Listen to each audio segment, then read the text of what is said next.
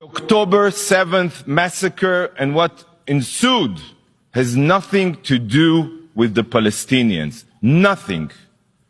It has nothing to do with the Arab-Israeli conflict or the Palestinian question. This is not a war with the Palestinians. Israel is at war with the genocidal jihadist Hamas terror organization. Only. It is the law-abiding democracy of Israel against modern-day Nazis. These are the facts. Hamas do not care about the Palestinian people. They do not care about peace or dialogue. Hamas has only one goal: to annihilate Israel and murder every single Jew on the face of the earth. Friends, on October 7th, it became clear to the entire world that Hamas's charter was not a compilation of empty words. It was an action plan.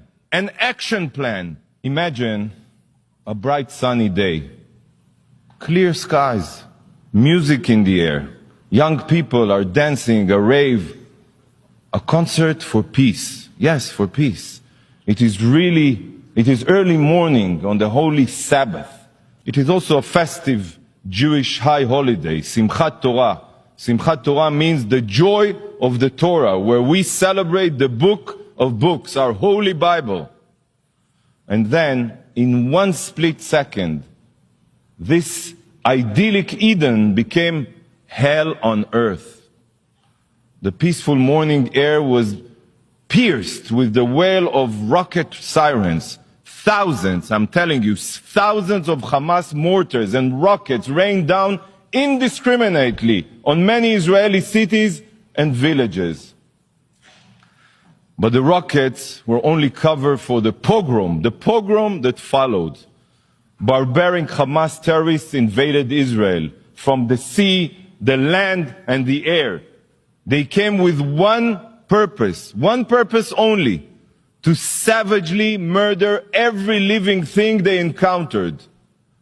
Hamas Nazi murders went from house to house with hit lists. A thoroughly planned, willful, premeditated attack. They brutally murdered civilians in their beds.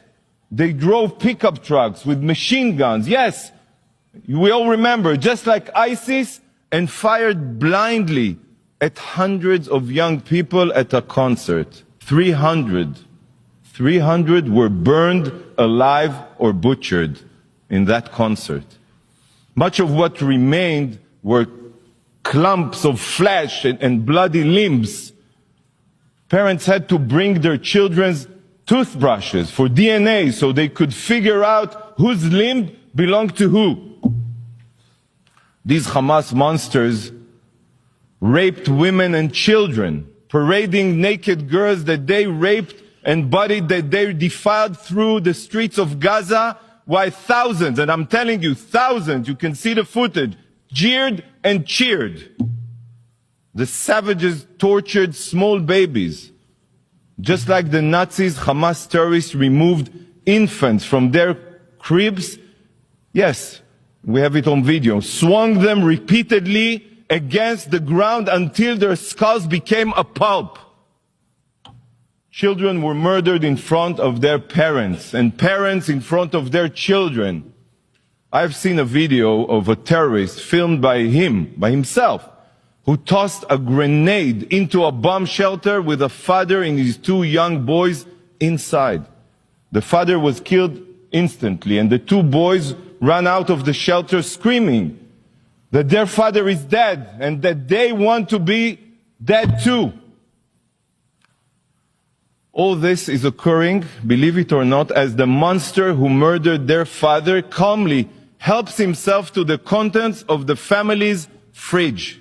Yes, no horror movie compares to the pure brutality that Hamas carried out. No, none.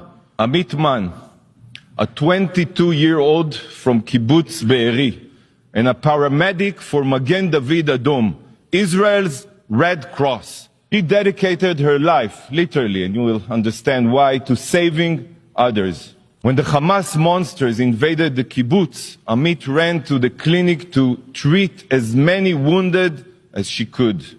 For hours, Amit worked non-stop trying to save lives. She knew the sadistic terrorists were outside her clinic because she heard the gunfire, but she stayed there.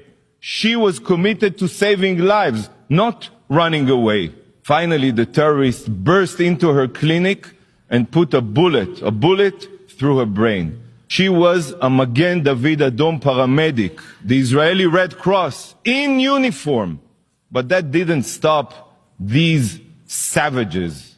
Ambulances were set on fire. Not one, many. Dozens of Magen David Adom medical teams were intentionally targeted on their way to tend to the wounded. And many other paramedics were murdered. Barzilai Hospital in my hometown city, Ashkelon, in Israel, suffered direct hits from Hamas rockets. Not for the first time. Hamas has been deliberately firing rockets at it for years, intentionally. Yet not a single condemnation of this barbarity has been mentioned here. Not here, not by the Security Council, not by the Secretary General, and not by this absurd resolution. It seems that hospitals and medical teams only need to be protected as long as they are not Israeli. Hypocrisy is beyond belief, beyond belief. The brutal ISIS-like monsters abducted over 220 hostages from Israel and dozens of other countries, including babies, children, persons with disabilities, the elderly, and Holocaust survivors. Kfir Bibas is 9 months old. 9 months old, and he is being held right now in Gaza as a hostage. 9 months old. What barbaric terrorist can do such a thing? And together with him, 30 other children. 30 other children. We saw Hamas's brutality in Israel. I cannot begin to fathom what horrors the hostages are enduring right now, as we speak here. 20 days have gone by, and Israel is still counting her dead. It took weeks to collect all of the bodies. Some bodies are burnt like pieces of coal. It is almost impossible to identify them. Countless burned bodies have been found with ash in their throats, meaning they were still alive when lit on fire, intentionally, by the Hamas terrorists. A clump of charred human remains that was burned beyond recognition was found. At first, the medical personnel couldn't figure out what they were looking at. Yet, after a CT scan, it became clear that they were two spines, not one, two spines bound together with wire. One belonging to an adult, and the other, the small spine, of a child. So just try to imagine that parents feeling as they and their child were burning alive. The painful screaming of the love of their life was the last thing they heard. The last thing. Do you not think it's unbelievable that this resolution here today and this session are not solely focused on Hamas's atrocities? When reading this resolution, Hamas seems to be missing in action. The drafters of the resolution claim to be concerned about peace. Yet, the depraved murderers who initiated this war are not even mentioned in the resolution, not even mentioned. They see each one of you as puppet.